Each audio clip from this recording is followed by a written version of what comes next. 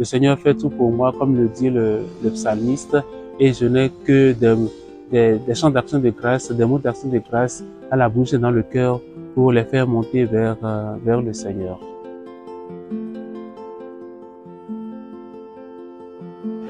Merci bien. Les sentiments qui m'animent à la veille de la célébration du 10e anniversaire de mon ordination épiscopale sont des sentiments de joie et qui culminent dans l'action de grâce. Je dis merci au Seigneur pour ce que je vis depuis 10 ans dans ce diocèse avec le peuple de Dieu qui m'est confié. Et chaque jour, je fais l'expérience de la grâce de Dieu à l'œuvre pour les fidèles de ce diocèse et pour le pasteur que je suis dans ce diocèse.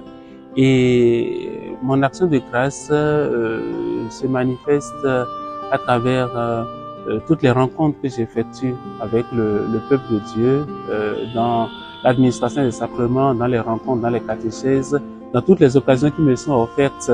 pour pouvoir communiquer, je dirais, la joie de l'évangile au peuple de Dieu.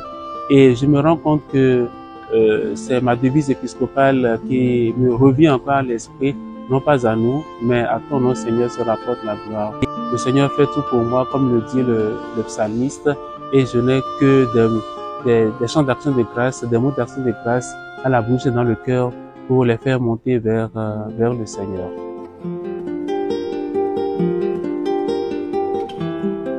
Alors, le bilan que je fais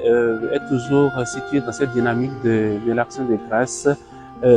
savoir dire merci à Dieu pour ce qu'il nous donne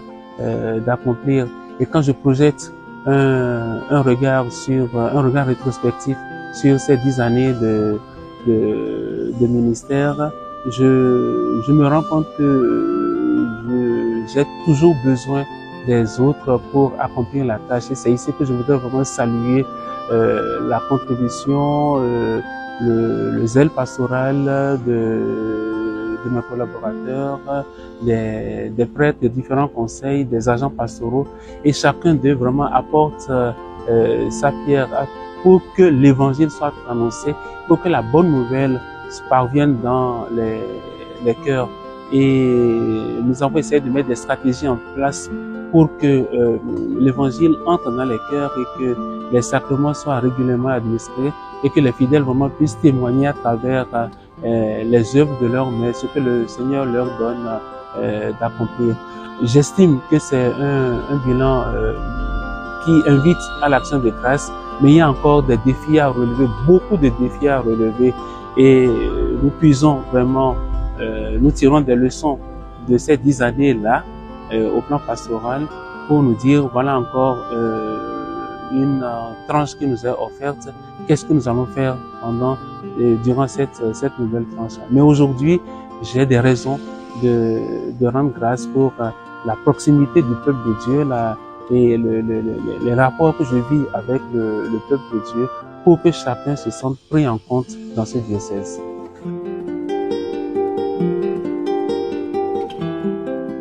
Alors, mon rêve pour ce diocèse à moyen et long terme, c'est de faire de cette église que le Seigneur me confie vraiment une famille où chacun se sente pris en considération dans la perspective de la synodalité, et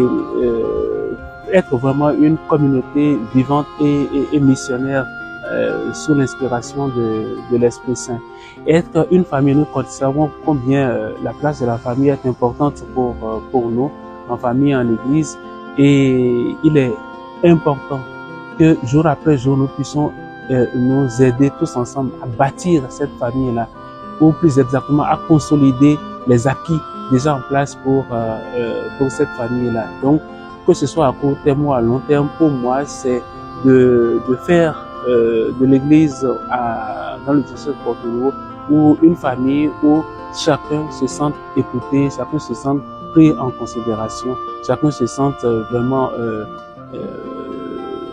pris dans la dynamique pastorale et de l'annonce de l'évangile et des œuvres à accomplir.